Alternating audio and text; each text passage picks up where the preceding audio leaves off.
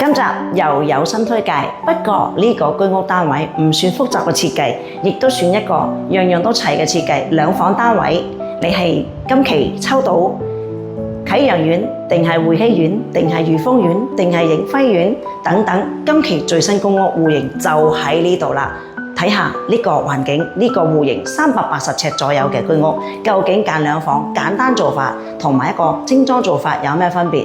有呢個位置可以睇翻兩房設計，咁呢個位就係後邊廳呢個位用翻一個飾櫃，呢度同埋做翻一個異形櫃。雖然佢唔係大，但係佢裝飾嘅廳完全可以利用到佢極致，同埋利用佢嘅風格可以做出另外一種感覺。咁呢個房後邊係做咗上下床組合啦。咁呢個上下床組合就係上3下4組合。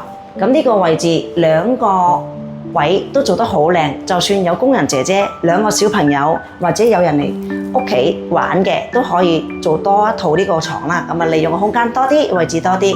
咁嚟翻呢邊個位都做翻有啲飾櫃啦、書櫃啦、書台啦，一套齊晒嘅。咁呢個位置當然我哋有做翻呢個係衣櫃、大衣櫃組合，全部做齊晒，所有嘅衣櫃啦、掛衫、摺衫，樣樣都齊嘅。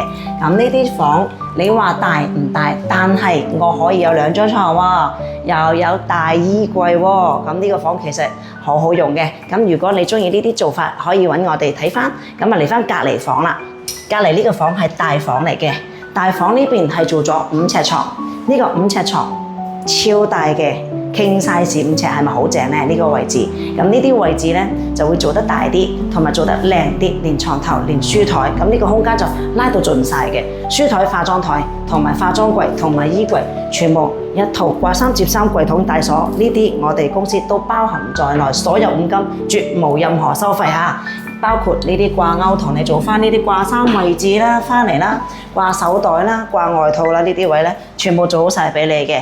咁啊出翻嚟我呢度啦，廳位置啦，係啦，廳呢個位咧，咁啊睇翻我呢個位置電視櫃啦，電視櫃佢做得雖然唔簡單嘅做法，又話好似又唔係好複雜喎咁樣，但呢啲位置咧都算係比較好嘅。配得顏色啦，同埋個空間啦，會清爽啲，唔使咁壓迫。一個玻璃櫃搞掂，一個背景牆 OK 咗，掛部電視搞掂晒，係啦。咁呢啲位置嚟翻我呢個位就做咗。如果你有信仰供奉祖先嘅，呢啲位一樣可以做翻一套神台櫃。咁神台櫃我哋會做翻全部配翻所有紅色 LED 燈嘅，你哋唔需要配任何燈，亦都唔需要買任何燈泡啦。咁啊，飾櫃、玻璃櫃、獅子櫃、鞋櫃，全部一應俱全，一櫃多個組合，全部齊晒。咁嚟翻呢度仲有個係廚房嘅組合，廚房嘅組合 L 型，地櫃、上櫃全部一套過，上油煙機位、下爐頭位啦，咁啊微波爐啦、洗衣機位啦、調味架全部做齊晒嘅，包括所有嘢你要嘅放嘅物品，全部都呢個櫃做齊晒俾你，放好多包心瓷土都 OK 嘅。咁我哋做一個簡單嘅廁所個做法嘅，簡單係做翻一個乾濕分離嘅做法啦。咁啊呢個就通用啲啦，個個都做噶啦，玉屏啦。咁啊做翻一套簡單嘅鏡櫃啦，咁就 OK 噶啦，上下櫃一套齊晒。如果你需要到呢個單位，今期有呢個戶型，你係今期嘅幸運兒，今期嘅準業主，可以隨時 PM 我哋，更多設計提供俾你。浪啊浪，打俾我李小姐，拜拜。